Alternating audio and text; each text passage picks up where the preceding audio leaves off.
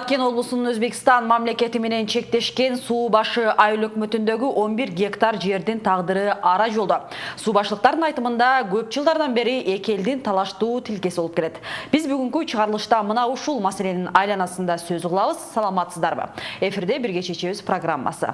Чечилбей келе жаткан көйгөй тууралуу биздин WhatsApp номерибизге видео кайрылуу келген.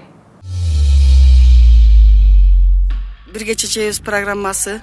Биздин ушул 12 гектар жерибизди ижарага албай эле ушул миграцияда жүргөн жаштарыбызга үй жайга берсек, алар келип өз балдарын кучагына алып, үй бүлөсү менен ынтымакта болуп жакшы жашашса, бизге окшогон картаң ата-энелерге да жакшы болмок. Биз сиздерден суранып кетет элек, ушул маселени чечкенге бизге жардам берсеңиздер.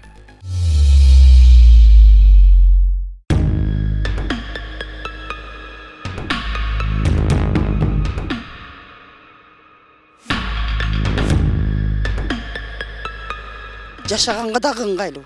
Эң ыңгайлуу жер ошол жер. Ансуу жер маселеси чечилбей турат. Бүгүнкү күндө алар да чечилип атат.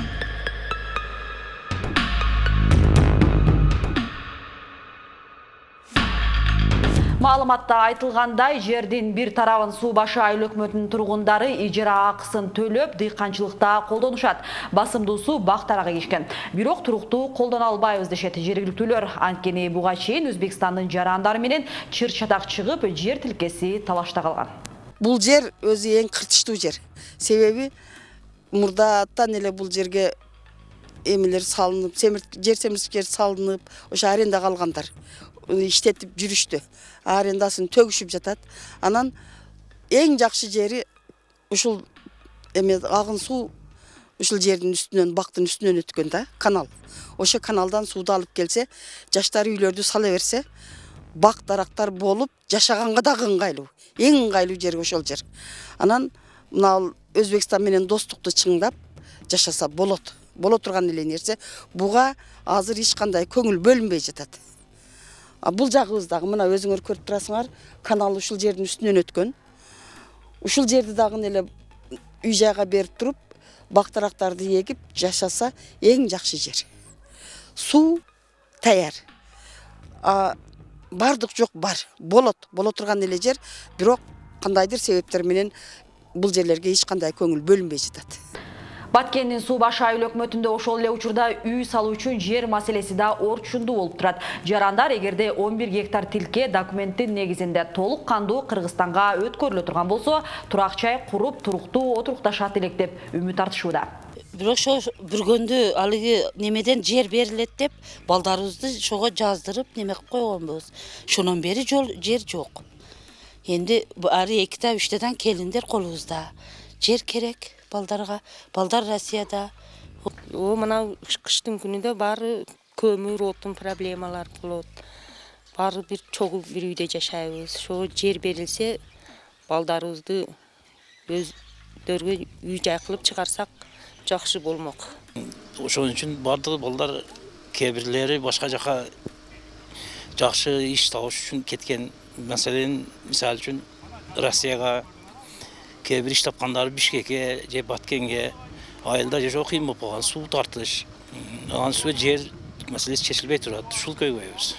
Элестетиңиз, бир үйдө 20га жеткен адам жашайт. Суу башы аймагында бул кадимки эле көрүнүшкө айланган. Бир чети мынтип бош жаткан талаштуу жердин чыры бүтпөй жатса, бир жагынан айыл өкмөт 10 жылдан бери башка аймактан жарандарга чек таап берелек. 12 сотик жер, мана шу турган жер, үй жайым. Bir kızım da 3 balası menen, örmeyen 4'ta. Bir kızım 2 balası menen 3'ta, 7'ta.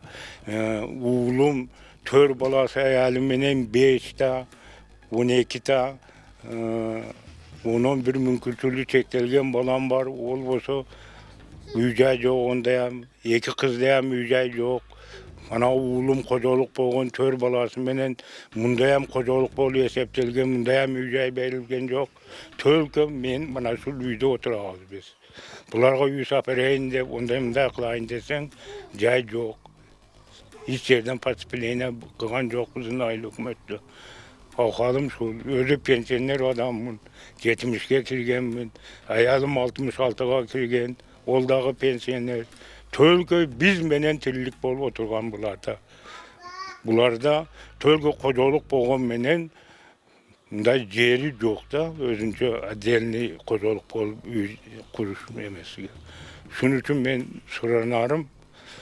Şu mamleket tarafından başka yerden bir yer gösterse bularga bir üyüp berip gelecekte bir adam kılayın degen ümitim var da. Облустық жетекшілердің малыматында сөз болып жатқан жер негізі Қырғызстанның қарамағында деп айтылып келіп, бүгінгі күнде Қырғызстанның шекарачылары қайтарады. Бирок Коңшу Өзбекстан мамлекетінің бізге қараштуу делген дооматы бар дешет. Ошондуктан алдыда эки тараптуу сүйлөшүүлөр жүрүп, демаркация, делимитация иштери аткарылышы керек. Өкмөттүк деңгээлде буга чейин каралды мисалы? Булар барды каралып атат. Бизде азыр билесиңер, Өзбекстан менен 85% уже ратификация болгон, бекилген. Калган 15% içinde ошол Боз Адырдын, биздин Суу башы айыл өкмөтүдөн бар жер, Төрткүл айыл өкмөтүнүн жерлери калган. Бүгүнкү күндө аларда чечилип атат. Эми ратификация болгондон кийин анан полностью граница такталып бүтөт, анан демаркация башталат, зымтор тартылып бекилет.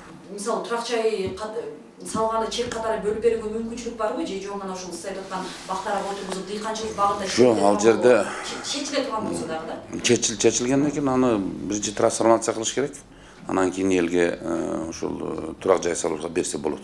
Ого чейин анын мына эртең чек ара чечилгенден кийин, ушу демаркация, делимитация бүткөндөн кийин, анан кийин уже трансформация ишин жүргүзүп анан берет. А так сразу бере албайт, себеби ал баягы айыл чарба багытында жерлер болуп эсептелет.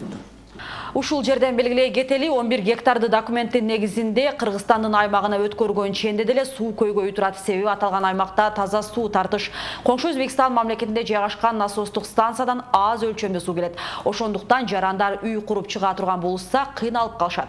Маселени чечүү үчүн адистер Суулуу делген Айгүлташ айылы тараптан жер тилке бөлүп берүүнүн аракетинде. Биздин Суу башы айыл өкмөт боюнча 1711 адам арыз жазган. Турак жай алуу үчүн. Биздин колубуздан келген документтерди баарын даярдап бергенбиз. Азыркы күндө ошо жана мектепте Кыргыз Республикасынын өкмөтүнүн кароосунда турат. Кечээ күнү айыл чарба министрлигинен комиссия келип көрдү, такталды, актты жазып кетти. Азыркы күндө юристтердин кароосунда деди. Ошолор текшерип көрүп жатышат деди. Биз үмүттөнөбүз эми тез арада ичинде берип калса деп. Мен жер комиссиясы түзгөнбүз, даже адамдарда кимдерге тийишелүү, кимдерге тийишини тактап койгонбуз жер комиссиясы менен. Берилет, каласа. Жумуштар аяктаса өз кезегинде суу башчылыктар гана эмес, башка айыл өкмөттүн тургундары дагы жер тилкелүү болуп калат. Негизгиси жарандардын муктаж делген чек маселеси менен катар Кыргызстандын карамагында делген жерде мыйзам негизинде тактап алуу турат. Бүт өлкөнүн ар бир карыш жерин коргоо чек арачылардын гана эмес, бардык мекендештердин колунда. Бирге чечебиз программасы мына ушуну менен бул жолку чыгарылышын жыйынтыктайт. А сиз урматтуу көрөрман, орчундуу маселелерге туш болуп, анын чечилишин таппай жаткан болсоңуз, биздин WhatsApp номерлерибизге кайрылсаңыз болот. Биз сиз менен кабарлашып, көйгөйдү бирге чечебиз. Саламатта калыңыздар.